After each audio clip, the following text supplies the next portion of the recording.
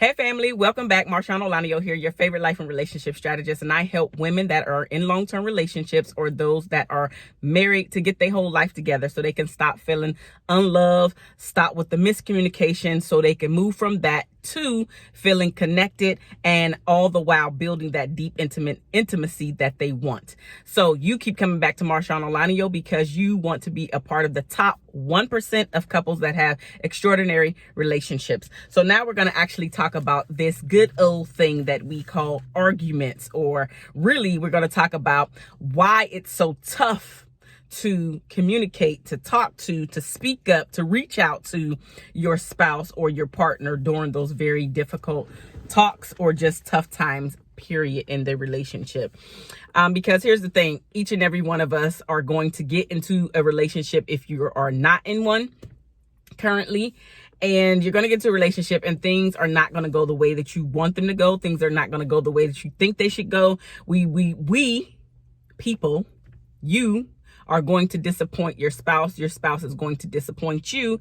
And so whenever that disappointment happens or the rocky times occur, it is best for you to address these things. However, I'm going to talk to you about the why it is so difficult during those times, during the rocky times, to communicate, to reach out. It's just tough. But you have to push past the tough stage and really think about what the outcome is going to be after you address said issue. What the actual outcome is going to be, how you're going to resolve it, like come with some solutions, right? Come with some solutions when you address it. But all of that is just some of the things that you should be thinking about prior to. So again, I have 7 reasons why it is so difficult to address each other during those tough times. So the very first one is that you want, yes, you, the person that is watching this video, yes, you want your spouse, your partner to see your side of things and just acknowledge the fact that you are right. Now, you're not alone in feeling like that. I even feel like that when me and my husband get into it. We very rarely get into it, but when we do get into it, I just want him to see my side of things.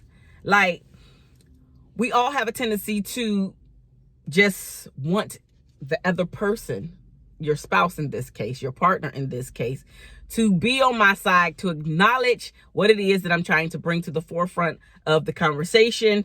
And let's not even worry about what you're talking about, because quite frankly, we're all selfish. You're selfish. I'm selfish. My husband's selfish. Your partner is selfish with you or your spouse. We are all selfish. We're all thinking about ourselves first. So it's very difficult because I just want you to see my side of things and just acknowledge the fact that I'm right. And people have a tendency to really have a hard time doing that. Maybe even you have a hard time doing that.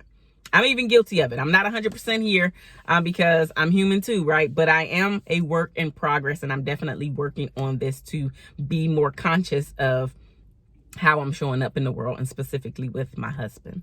The second reason why it is so tough, communication is so tough during the rocky times, is because we do not want to look weak. Sis, you don't want to look weak. Bruh, you don't want to look weak. So you're both hindering the progress of the relationship. You are hindering the progress of this situation being settled and completed by holding out, by not leaning in, but you're leaning back, or you're secretly waiting for your spouse to come to you instead of you going to your spouse, because all of this stuff is playing in your head. Like, I always go and apologize, or I don't want to reach out, or I got a point to prove, or whatever it is that's playing around in your head, not realizing that it is actually damaging and causing damage to your relationship, which is actually point number 3. It is causing damage to your relationship when you do stuff like that, even shutting down, and really all of that boils down to you not solving the issue as fast as humanly possible. We get in the way, our egos get in the way, our pride gets in the way. All of it gets in the way of actually moving and progressing the relationship, by just closing that chapter, by just going to apologize, by just going to say, you know what? I actually thought about the situation. This is the part that I played in it. Yeah. The fourth one I've actually already said. Maybe you are the person that always says, I'm sorry all the time. And so because you're the person that always says, I'm sorry, you're like, nah, I'm tired of saying I'm sorry first. Sick and tired of being sick and tired of being sick and tired. But guess what? God actually says that you are blessed each and every time you reach out and say, I'm sorry. Really. And and it's really talking about just going to the relationship so you can get things cleaned up, smoothed out, be able to move forward. But you receive the blessings by being the person that actually keeps going to your spouse for the I'm sorry, for the reconnection to build. You receive blessings in doing that. So just in case you are the person that always says I'm sorry, but you sick and tired of being sick and tired, continue to receive the blessings from God, because obviously your spouse, your partner is not mature enough, and let's just be real, they're not mature enough to see how they or he or she should come to you sometimes to say, you know what? I'm sorry. You know what? This is what I did. But sis, bruh, keep receiving your blessings from up above, and do not allow what you cannot control, i.e. your spouse, hinder you from receiving the blessings by just going to say, I'm sorry, cleaning up that quote unquote mess, that situation, that problem, that issue. Continue to say, I'm sorry, to continue to move the relationship forward. So that's number 4. Number 5, you're not listening with compassion. You're automatically like doing your own thing, saying your own thing. Really, you're not even listening. You're cutting your spouse off. You're arguing back and forth. You're hearing what you want to hear versus what they're actually saying or how they're trying to explain it to you. Maybe they cannot articulate it well. And so they're kind of rambling and kind of going in circles. But instead of you being patient and compassionate with them, just trying to get some understanding of where they're trying to take the story, where they're trying to take you in the story with him, with her, you're like, nah, this is stupid. I don't want to listen. Sick and tired of listening to you. You talk too much. Get to the point, like rushing everything along. Listen with compassion. We're not being compassionate during those times that we're angry. In most cases, during the times when we're frustrated and it actually comes out, we're usually not being compassionate, because at some point you have now reached your boiling point and compassion goes out the window. But we have to take a step back, especially if you want to be a part of the top 1% of couples that have extraordinary relationships. They don't just pop off. They slow down. They think. They're more compassionate with one another. They slow everything down. They're like, you know what? They take responsibility for the actions that they played in said issue, said problem.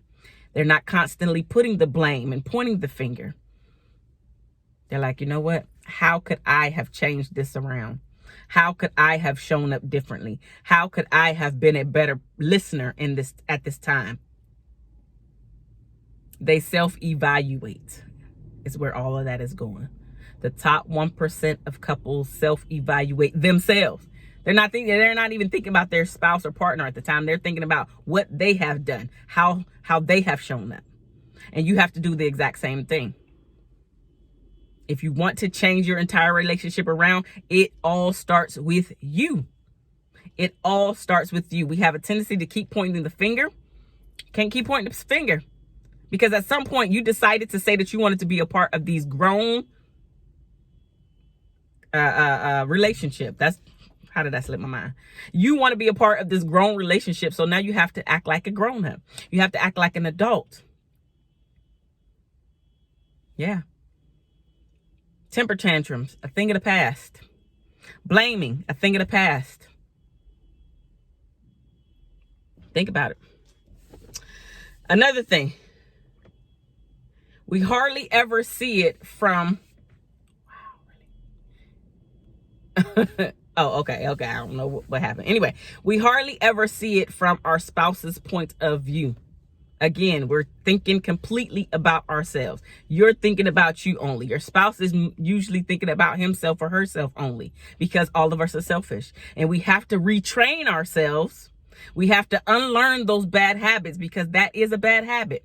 You have to unlearn that bad habit and start thinking about and putting your spouse's feelings above your own, and even putting yourself in their shoes so you can actually see it from their point of view. Was he really being that mean to me? Was she really, accusing me of doing X? How could I have seen this differently? How could I have heard that differently? How could I have shown up differently if I would have actually just sat there and listened and let her get it all out? Let him get it all out so I can take in the things that actually struck a chord with me, and then actually ask some follow-up questions instead of being defensive and popping off soon as something happens, or saying a lot of horrible things because things were not going your way. Again, temper tantrums. Think of the past. You want to be different, you have to be different. You want to be different, you have to show up different. You want to be a part of the top 1% of couples that have extraordinary relationships, you have to do the work and be different. You have to slow things down. You have to think before you speak. Everything that comes up here does not need to come out of here. It doesn't. Children do that, not adults. Children say whatever. And you know it just as well as I know it. Like, for real, my daughter, like, she will say whatever. She's 3. But that's what children do. They just say whatever. There is no filter with children. But you as a grown-up, you as a woman, you as a man who said that you want to be in an adult relationship, you have to do things differently than a child. You cannot show up the same way that children show up. And then get mad if somebody calls you a child. You're acting like a child. We all know physically that you're not a child, but right now, you're being a child. Temper tantrums are a thing of the past. Pointing the finger and blame. It's everybody's fault but your own. A thing of the past. You will never make it to the top 1%. Never, ever. By doing that. Never, ever. Never, ever. The next thing, which is the last point, actually. You're not ready to concede because you have a point to prove, which I actually already said. But this one is something that I hear from some of my couples that I counsel. And even I counsel singles as well. You have a point to prove, so you will stomp your feet and basically start digging a big old hole in the ground in order to prove your point. In order for them, him or her, to come to you, to say I'm sorry, to make them feel bad, to make them feel like you was actually right. Whether you was right or wrong, it doesn't even matter at this point. Like, that's that whole childish behavior that I was talking about. You have to put away. If you do not put away this childish behavior, i.e. putting your feet in the ground and basically like a horse, when you try to pull a horse and they ain't going nowhere, that's you. You're the horse. We can't get you to come along like for real. That's too much work. Stop it. You say that you want to be a part of the top 1%. You say that you want to be in this adult relationship. Well, now you have to do what what you're supposed to do, which is to have the tough conversations. It's tough. That's why they call it tough conversations, or difficult conversations.